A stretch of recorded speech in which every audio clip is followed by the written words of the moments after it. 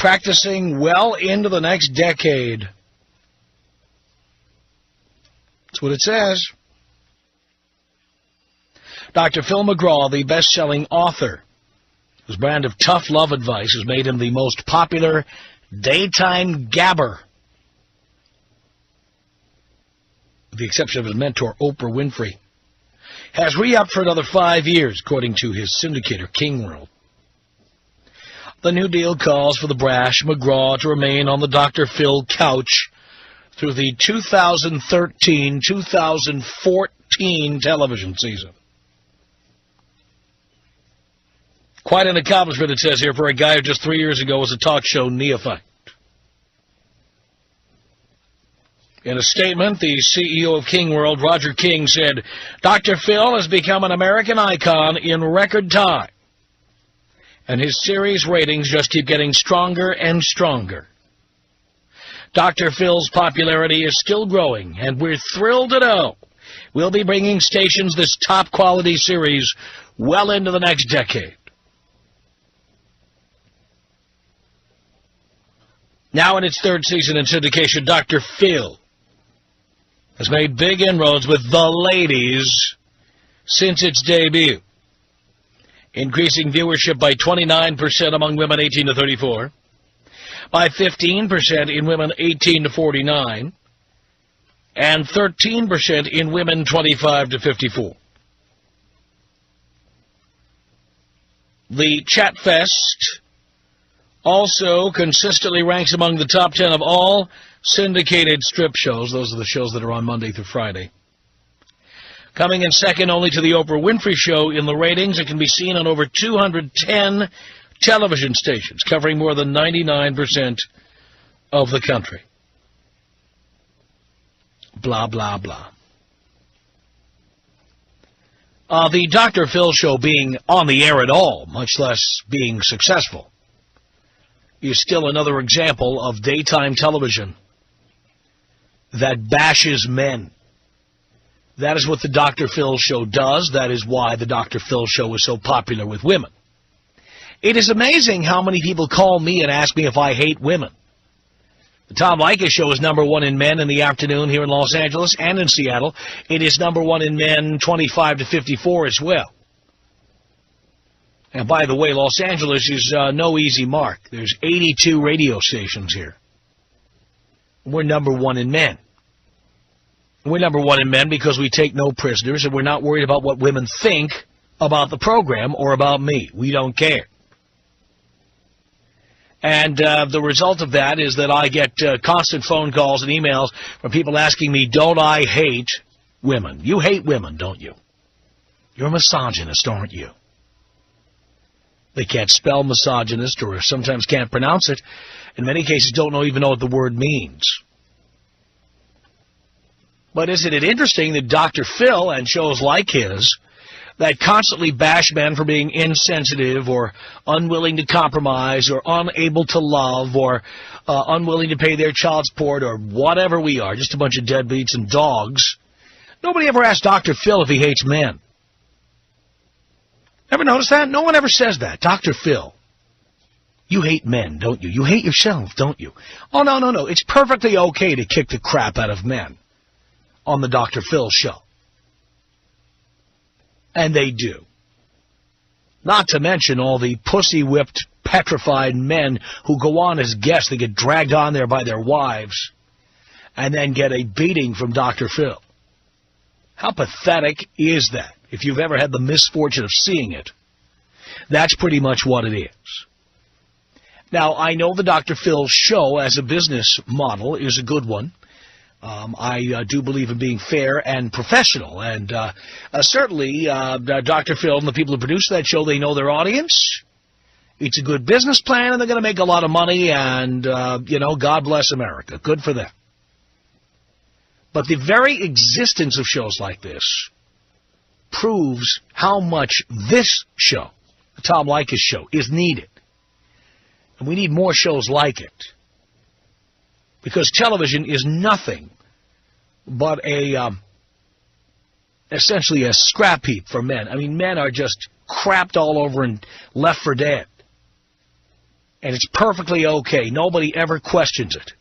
Big advertisers pile on. Everybody just loves it, loves it, loves it when we bring another hen-pecked, pussy-whipped man on there to take a beating from Dr. Phil. They love it. Nobody ever asked Dr. Phil if he hates men or if he hates himself.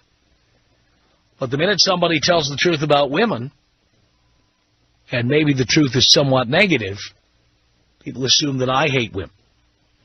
I don't hate women. I just believe in being honest. The fact that they've renewed the Dr. Phil show through 2014 is proof positive that you need the Tom Leykis show. You need it.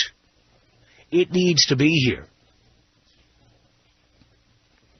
And you need other shows of its kind. Our show is not enough. You need more of them. All the women who call in and say how unfair I am, how about you just watch Dr. Phil? Or Oprah? Or Montel? Or Maury? Or any number of other shows where men are the victims of a brutalizing every day of the week. The fact that the Dr. Phil show has been renewed, congratulations to Phil McGraw. Great business plan, good business model, making a lot of money. By the way, not an ounce of jealousy out of me. Congratulations, because you guys figured out a niche. You're exploiting it. You're making a lot of money, and I think that's great. I do. And so am I. And that's great, too. Isn't it? Tom Leykis. 1-800-5800-TOM. 1-800-5800-866. How's it swinging? Not swinging right now, just kind of hanging flaccid right now. The Tom Leykis Show.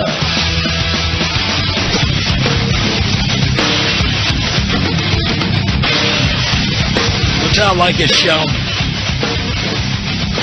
1-800-5800-TOM. This is Brian on the Tom Leykis Show. Hello. Hi, Tom. Hi, Brian. Television being an advertising medium, all the stations have to go after women because women do all the buying. And men really don't buy much of anything but beer and cars. But anyway, women do all the buying. Well, first of all, that is a stereotype that's not even true because here in radio, we appeal to men. And if you listen to any break in this show, you're going to hear a wide variety of products being advertised here. Anywhere up to 70% of our audience is men. And this is one of the reasons why men are not watching television in numbers like they used to. There was a story recently in the New York Times that said that males between 18 and 34, their viewership is down 20%, and that the TV networks can't figure out why that is. It's female. It's because television is a big vagina with a pair of rabbit ears. And they've been saying to do more things female, especially in the news business. Mm-hmm. It all has to be female. And they say out loud, you got to make this female. And they do that with emotional things. How does that make you feel? That's the question they ask. Well, here's the other thing, Brian. You know, people love to talk about how the news is so stupid now on TV. How come there's no news on the news? And you know as well as I do, the reason there's no news on the news is because somewhere along the way they decided they needed to get more women to watch news, and they don't watch news. So that is why you have the Sweeps Month stories about semen on bedspread covers and how to lose weight and the South Beach diet and what have you. And one other thing, they say, put them in peril. Scare the hell out of them. And they do that with investigations and with tires that blow up and with sex molesters on your child's school bus and with teachers who are, and on and on and on, scare you, rape you, take your kids, anything like that. Mm-hmm. Well, I think you make some very good points here, and this is why men are watching less television than ever. And it's about time the networks start paying attention. The worst thing is that it skews, really, the culture. The culture now has become, on the outside culture, not on the inside, but on the exterior, that mantle, if you will, has become female. And everything female is political correctness. That's female. And so the media then takes that because they're after women, and they'll shove that forward, and then it really change the culture because the media says it, the politicians hear it, the people repeat it, and suddenly it's law.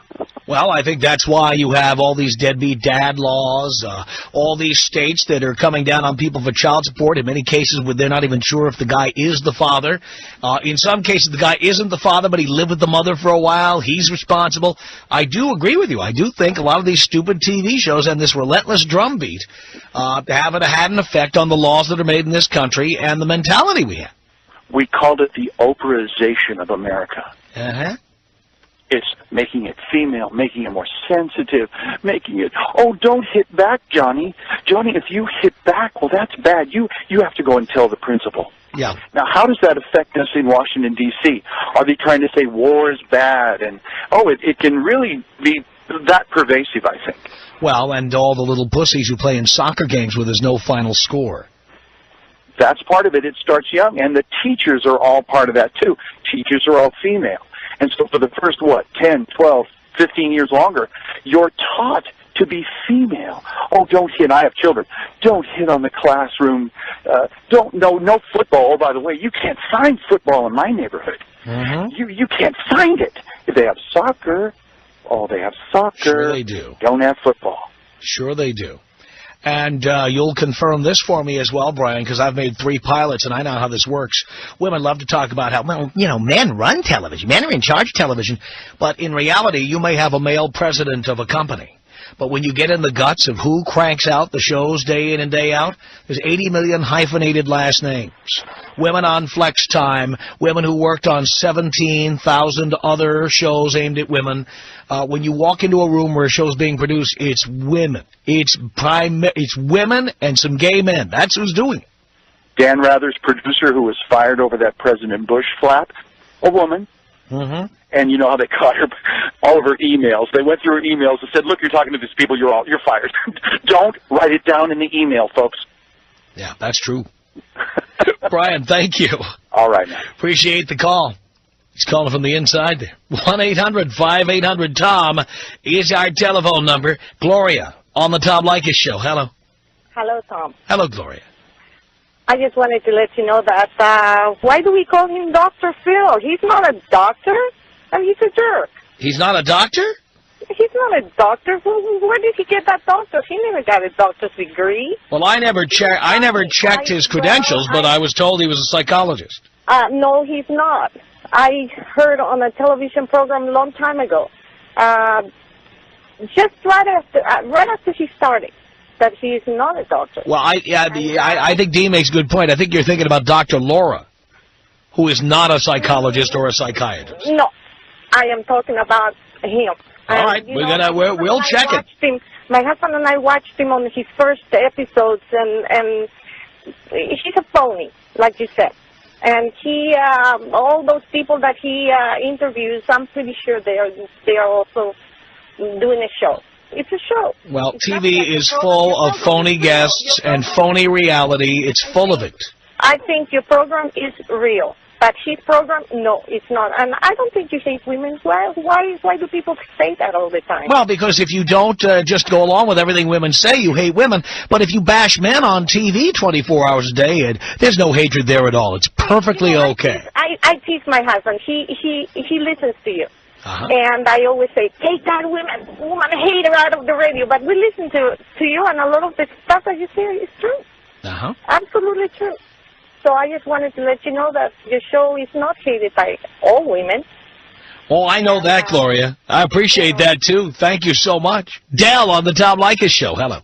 Talk about labia-fying television. The best program, one of the best programs I've ever seen was Dr. Phil when he had Pat O'Brien on. Oh, yeah. He was hanging his head, and I thought, my God, man, I've left a lot of these messages before, and I'm proud. I think any man out there worth his salt has done a little drunk dialing and called up and said what he wanted to lick and what he wanted to suck.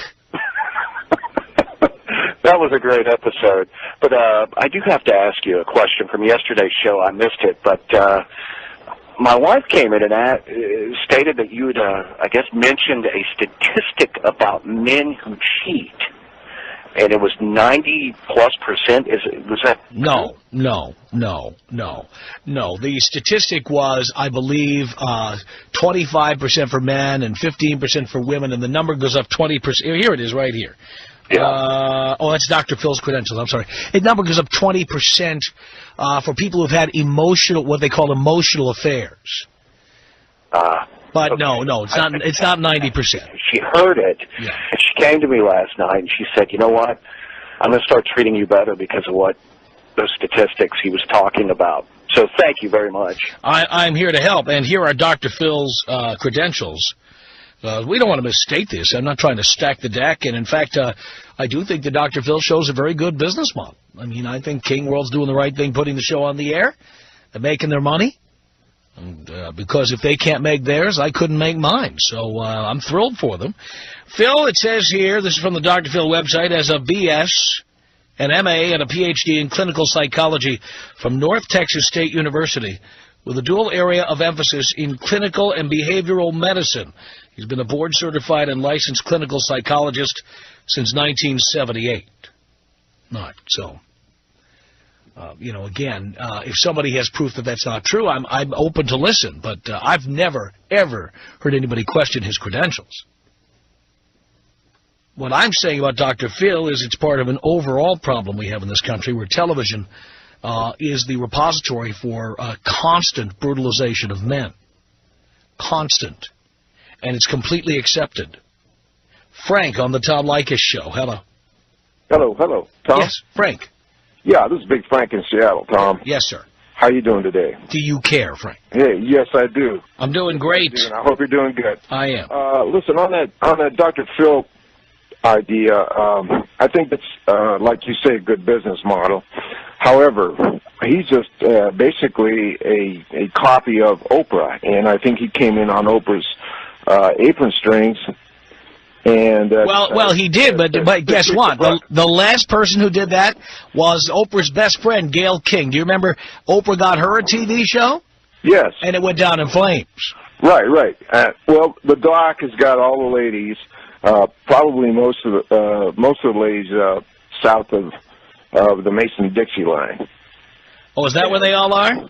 Yeah, well, those ladies. But I just left the relationship behind this television war I was having at home. And it was, I'd crack on Oprah, or she wanted to watch Dr. Phil. I said, I'm not watching that junk, And so I just went and got myself another house, and I don't have a TV just because they've taken over the television programs throughout. I know guys who don't have TVs, or they don't have cable, or they don't have satellite, or they don't have TiVo. And I know a lot of guys who simply don't watch television anymore because it's all one big vagina. It is. It's humongous. Yeah. And I really respect what you're doing for men. I'm a 58-year-old guy, and I've been married once, and that was it for me. And I just don't need that. I get what I need, with dollars, because as in the 33rd, as they say, it's all economics. Well, yeah, money talks, and you know what walks. You know the deal there. Eric on the Tom Leykis show. Hello. Mr. Tom, how are you doing today? Doing okay, Mr. Eric. So the reason I'm calling is because this is a topic that I've been waiting for you to bring up, because I've always felt that you and Dr. Phil were very alike. And the reason is because I've always called Dr. Phil Dr. Duh, because everything he says, you just look at him and go, duh. He's got a woman who comes on and says, I'm unhappy when I'm yelling at my kids. And he says, well, maybe you'd be happier if you didn't yell at her, and you didn't yell at the kids. It's like, duh. And then I think about you. Everything you say on the radio makes so much sense. Mm-hmm. It's duh, But for some reason, we don't think about it before you say it. Well, again, I think we act out of emotion rather than logic many times. I wish I had heard you much sooner. I'm in Seattle area now. I used to be in San Jose, California. I didn't get you up there. And had I had access to you back then, I wouldn't be in the predicament, loveless marriage that I'm in now. Time to get out, Eric. Thanks a lot. Can you take me out of tribal style? Here you go, Eric.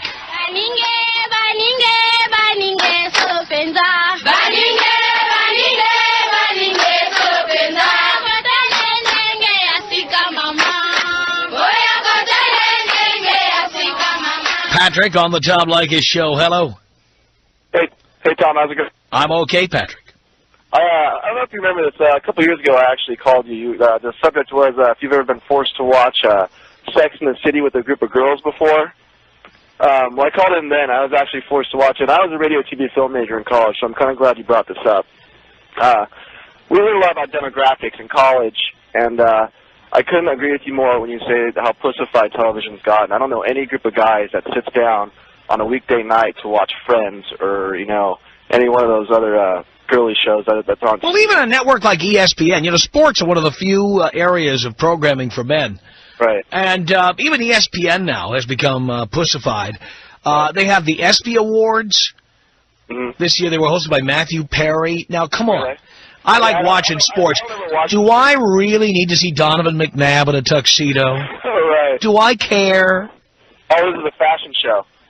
Right, that's what it is. It's to get women to watch ESPN. Come on. Right. I couldn't believe it. I don't think it's so bad on cable as it is on network television. It's just so pussified these days. I have a roommate. I graduated about 2 years ago, and we have to go to the bar every night because we can't stand watching TV and and the crap that's on. So I agree. I'm glad you let me call in. Oh, one more thing. Yes. You were talking about the horse that straddled the guy, right? Yes. Okay. Well, I finance businesses for a living, and one of the guys I sent out an email about that story the other day. Found out one of the guys I work with is from Enumclaw, Washington. Really? Yeah. Did he know Ken Pinion? What's that? Did he know Ken Pinion? Was that the guy's name? Ken Pinion, yes. No, it was a story off the internet. It was probably from the day it happened, so I didn't have information about the guy on there. Mm-hmm. But I thought it was funny that he came back to me with an email saying, that's where I was born, that's where I was raised. He actually moved out to a smaller city called Wenatchee from there, and he just said, it's some podunk town, man. He's like, I believe it 100%. Unbelievable. Patrick, thank you for the call. Tom Leykis. 1-800-5800-TOM. 1-800-5800-866. So what's a guy in for if he goes out with you? A good length. The Tom Leykis Show.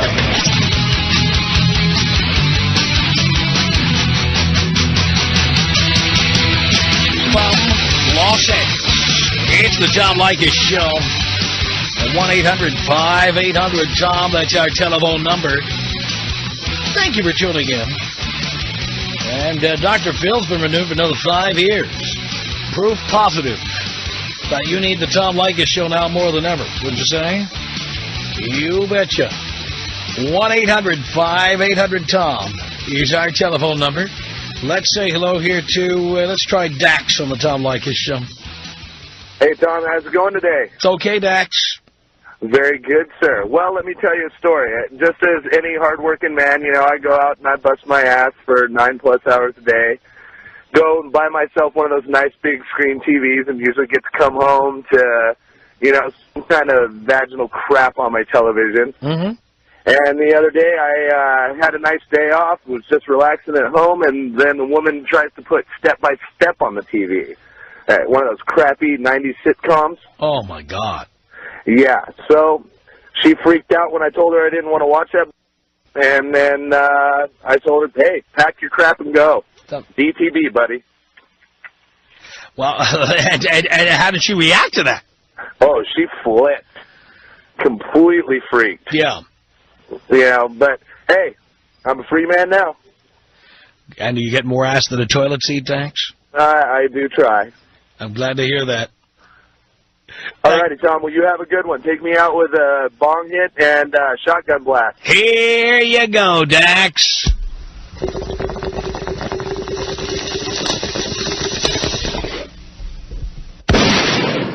Wow. 1-800-5800-TOM is our telephone number. It's Carol on the Tom Leykis Show. Hello. That is correct. Hi, Tom. How are you? Great. So am I. I am very great. I have never been greater. I just have a question. Real quick.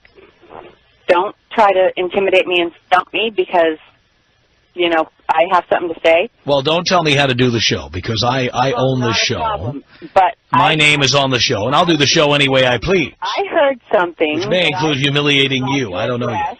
And it was a woman wanted leather pants. And, well, everybody's jealous. Nobody's going to get leather pants. Well, you know what? Let me ask a question.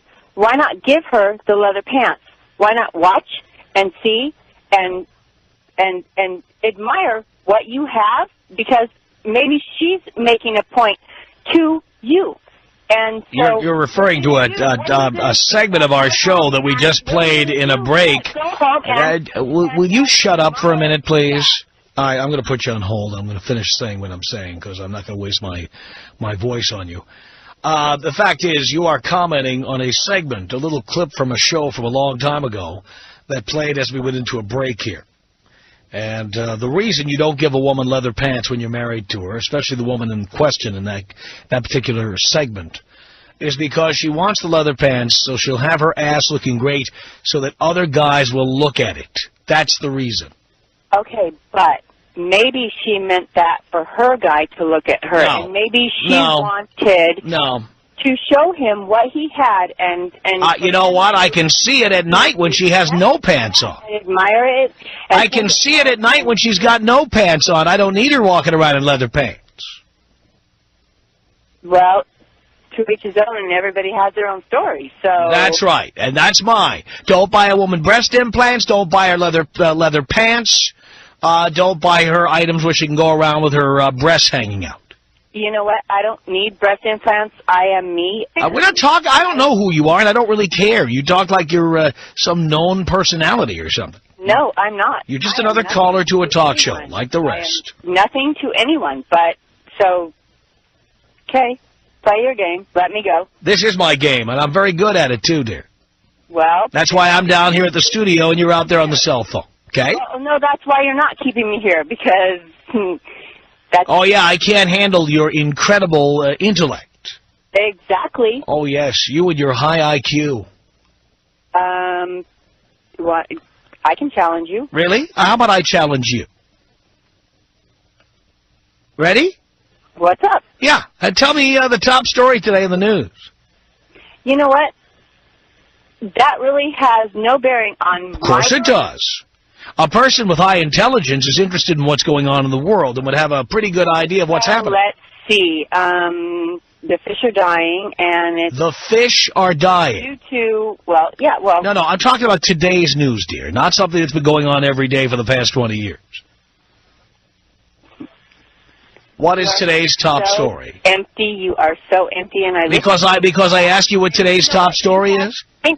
So, in other words, you can't answer the question. You of the high intellect can't even tell me what today's top story is. No, because I have other things to do than... I know, because you don't have any IQ. You don't have any intellect.